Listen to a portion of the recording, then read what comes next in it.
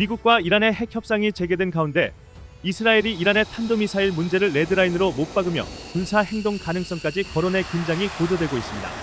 8일 예루살렘 포스트는 이스라엘 국방 당국이 미국 측에 이란이 이스라엘이 설정한 탄도미사일 레드라인을 넘으면 단독 군사행동에 나설 것이라는 메시지를 전달했다고 보도했습니다. 소식통은 현재로서는 아직 그 기준에 도달하지 않았지만 이란 내부 동향을 지속적으로 추적하고 있다고 밝혔는데요. 이스라엘의 한 국방 당국자는 지금이 역사적 기회라며 이란의 미사일 인프라에 결정적 타격을 가해 이스라엘과 인접 국가들에 대한 위협을 무력화해야 한다고 강조했습니다.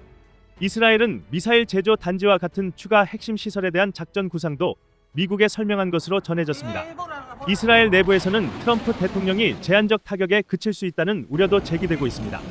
예멘 후티 반군 공습처럼 일부 표적만 타격한 뒤 성과를 선언할 경우 이란의 핵심 역량이 그대로 남을 수 있다는 판단인데요.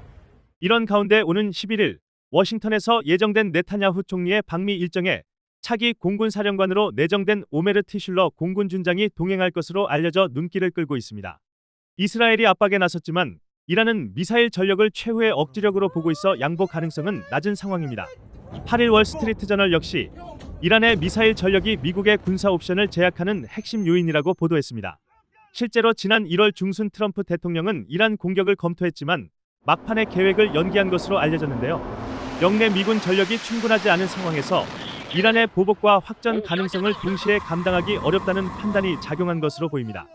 현재 이란은 중동 전역을 사정권에 둔 중거리 탄도미사일을 약 2,000기 보유한 것으로 추정됩니다.